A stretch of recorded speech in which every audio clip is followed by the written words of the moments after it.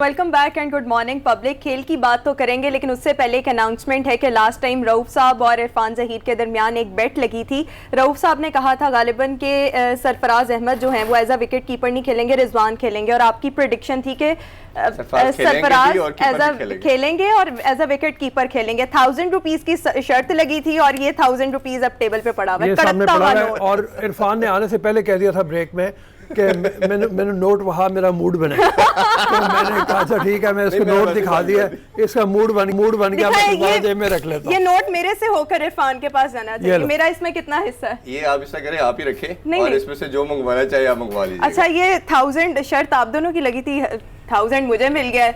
हरमीत, आपका कितना शेयर रखूं जब आप लाहौर आएंगे? 333 मेरे लिए इजी पैसा कर देना। लोग कह रहे मेरे लिए इजी पैसा कर देना। अभी हम शो के बाद इन पैसों का कुछ मंगवा कर खाएंगे। हाँ, तो इसलिए कह रहा हूँ ना कि मेरा हिस्सा लाजमी मुझे मिलना चाहिए। वैसे इरफान आज बहुत अच्छे लग रहे हैं और पूरे पाकिस्तानियों को भी मुबारकबाद देंगे, क्योंकि हम देख रहे हैं कि 20 में शुएब मलिक के बाद मोहम्मद हफीज वो दूसरे खिलाड़ी पाकिस्तानी बन गए हैं कि वो भी 100 मैच खेल चुके हैं। तो क्या कहेंगे आज कल के इस मैच के हवाले से तबसरे? जी बिल्कुल, बहुत बड़ा ऑनर की बात होती है अपनी कंट्री को रिप्रेजेंट करना और 100 मैचेस खेलना। मेरा ख्याल है कि बहुत बड़ी अचीवमेंट है और बहुत जल्द वो हाईएस्ट स्कोरर भी इसमें T20 में करने वाले हो जाएंगे। एक और आजाद भी पाकिस्तान को हासिल हुआ, 100 मैच जीतने वाली पहली टीम बन चुकी है।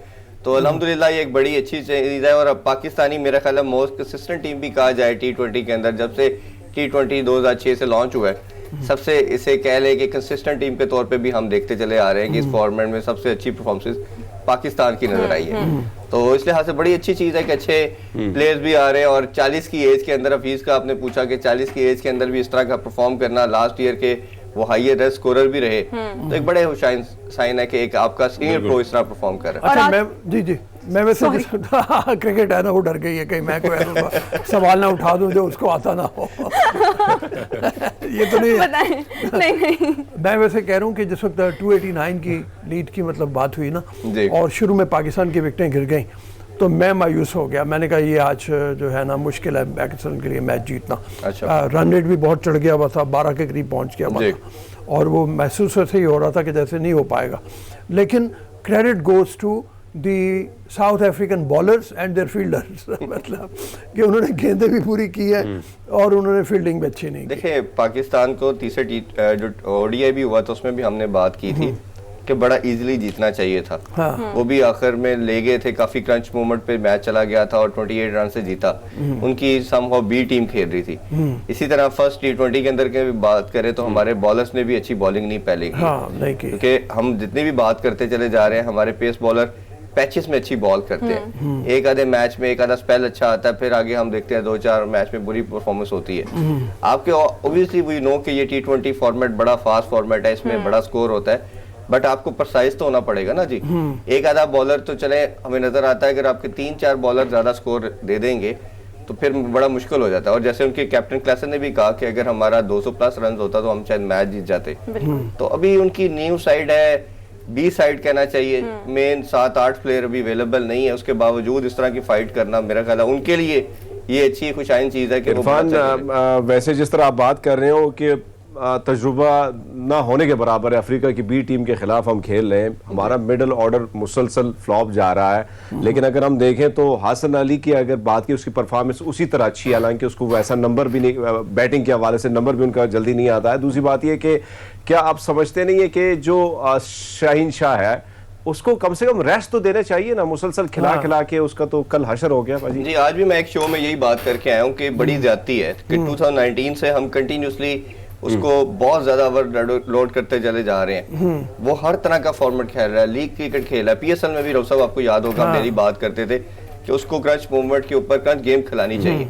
अगर आप ऐसे अपने किसी भी, इवन दो कि वो यंग है, बट हर गेम खिलाना शुरू कर देंगे तो वो आप देखेंगे लेथार्जिक हो जाएगी बॉडी और कहीं ना कहीं फटीगनेस खिलवाने की क्या रीजन क्या है? ऑब्वियसली आपका मेन प्लेयर है और आप हर मैच जीतने के चक्कर के अंदर आप उस पर ओवरलोड करते चले जा रहे हो, उनको ज्यादा खिलाते चले जा रहे हो, तो ये एक अच्छी चीज नहीं है और इससे परफॉर्मेंस भी खराब होती है। और हमें नजर आ रहा है उसके अंदर, उनकी बॉडी लैंग्वेज के अंदर भी एक आपने देखा होगा लास्ट 2-3 गेम्स के अंदर एक एंग्रीनेस, एंगर नजर आ रहा है, फ्रस्ट्रेशन नजर आ रही है। तो ये सारे उसी के साइन होते हैं कि जब आपकी बॉडी फटीग होती है, लेथार्जिक होती है, तो आपका वो एग्रेशन समहाउ नेगेटिविटी की तरफ चलना शुरू कर देता है।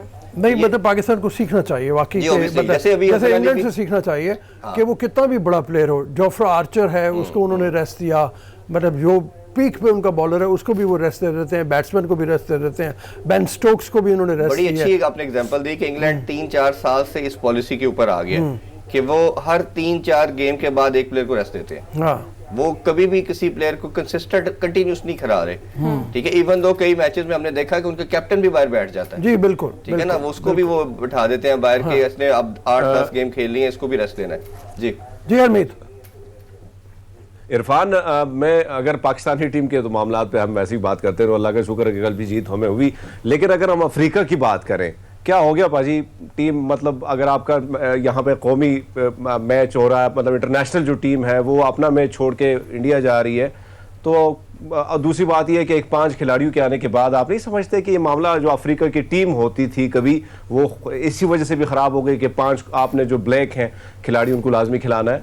जी बिल्कुल ठीक कह रहे हैं आप। ये मुझे अब ये अलमिया काफी बढ़ता चला जा रहा है, क्योंकि जो लीग क्रिकेट है वो इतना ज्यादा फाइनेंशियल इन्वॉल्वमेंट उनके अंदर आ चुकी है, वो इतनी ज्यादा मॉनेटरी वैल्यूज आपको देते हैं कि आप अपनी इंटरनेशनल ड्यूटी, जो नेशनल ड्यूटी है उसको कंप्रोमाइज करना शुरू कर दिया। पहले हमने ये देखा था वेस्ट इंडीज की टीम ये करती थी, फिर जिम्बाब्वे की टीम ने ये करना शुरू किया, अब सिमिलरली साउथ अफ्रीका की टीम भी कर रही है। But alarming situation south Africa की इसलिए ज्यादा है कि उनका बोर्ड अलाउ कर रहा है, कि उनका बोर्ड भी अलाउ कर रहा है, इसका मतलब है कि वो भी पैसे ले रहे हैं। वो जैसे कहा जाता है ना, आईसीसी जो है इंडियन क्रिकेट बोर्ड उसको पूरा चला रहा है, तो वो अभी ये बात सामने नजर आना शुरू हो गई। अब उसका एक और लॉस भी हो गया है कि जैसे इस साल भी जो एशिया कप है वो नहीं होने जा रहा, वो भी पोस्टपोन हो गया। पहले इंडिया ने भी कॉम्प्रोमाइज नहीं किया, पाकिस्तान ने भी कहा कि हमारे पास यही विंडो आ रही है। अभी जैसे हम बात कर रहे थे ब्रेक में भी कि अब क्योंकि पीएसएल के मैचेस भी 1 जून से 20 जून तक होंगे, तो अब ठीक है, आपकी लीग क्रिकेट बड़ी इंपॉर्टेंट है, पाकिस्तान के लिए भी इंपॉर्टेंट है, इंडिया के लिए भी इंपॉर्टेंट है, बट आप इंटरनेशनल ड्यूटीज जो है आईसीसी को इधर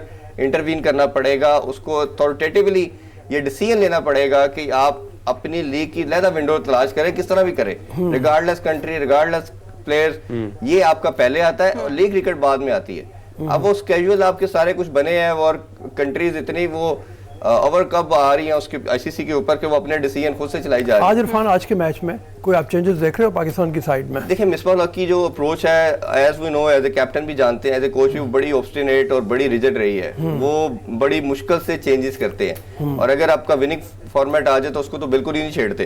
हमें कभी भी विनिंग के अंदर अपने लूप होल और डेफिशिएंसीज को नहीं छोड़ना चाहिए।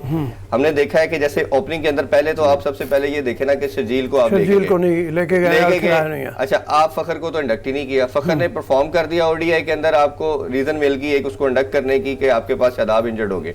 अच्छा, जब इंडक्ट कर लिया तो आपने टीम में डाल दिया, टीम में डालने के बाद आपका ओपनर बनता है आपका फखर, और शर्जील जैसा प्लेयर कभी भी नंबर 3 पे नहीं आते, क्योंकि आपको सर्कल का यूज करना था उन्होंने।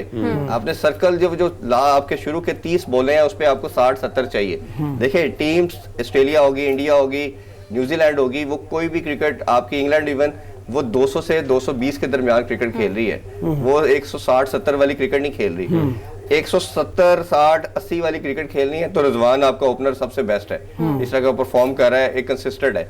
लेकिन अगर आपके माइंड के अंदर आपके एप्टीट्यूड ये है कि हमने 210, 220 करना है, तो फिर आपको शर्जील और फखर के साथ ओपनिंग करानी चाहिए, क्योंकि ये चीजों को आपको देखना पड़ेगा। वर्ल्ड कप बिल्कुल अक्रॉस द आपके कॉर्नर है, फिर आगे एक और वर्ल्ड कप आ रहा है, और इसी तरह सिमिलरली आपको 7 मिडिल ऑर्डर के अंदर भी एक पावर हिटर जैसे हैदर अली ने बड़ी अच्छी हिटिंग की, प्लस आई स्टिल बिलीव कि आपको असफ भी चाहिए।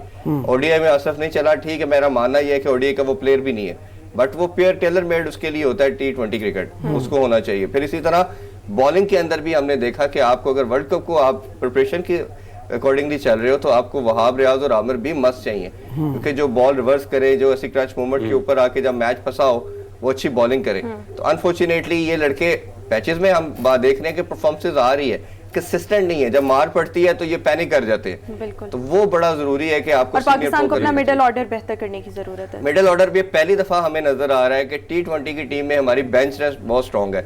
जब आपकी बेंच स्ट्रेंथ के अंदर शर्जील और आसिफ जैसे प्लेयर बाहर बैठे हैं, इट्स मीन कि आपकी टीम बहुत सॉलिड है, ये तो एक बड़ी खुशाइन चीज है। बट इनको समहाउ आपको टीम में इंडक्ट करना चाहिए। मेरा ख्याल है आज का मैच पे ये कंप्रोमाइज नहीं करेंगे। इसी प्रेडिक्शन क्या है आज के मैच के हवाले से? होपफुली उम्मीद तो यही है कि पाकिस्तान खेलेगा और टीम अच्छी है, बट मेरा ख्याल है चेंजिंग करनी चाहिए, लेकिन करेंगे नहीं। ये करेंगे तो लास्ट 2 मैचेस के अंदर शायद ये चेंजिंग करेंगे। आज के मैच में मुझे नजर नहीं आ लेकिन हम उम्मीद करते हैं कि पाकिस्तान आज का मैच जीते जैसे पाकिस्तान ने पिछला मैच जीता। इरफान ज़हीर हमारे साथ मौजूद है। Thank you so much Irfan. 1000 rupees मेरे पास ही मौजूद है, अभी हम इसका कुछ खाएंगे। और बस थैंक यू सो मच। आज के प्रोग्राम से इतना ही। आपसे मुलाकात होगी कल इंशाल्लाह कुछ नए मौज़ूआत के साथ। हमें दीजिए इजाज़त। अल्लाह हाफ़िज़।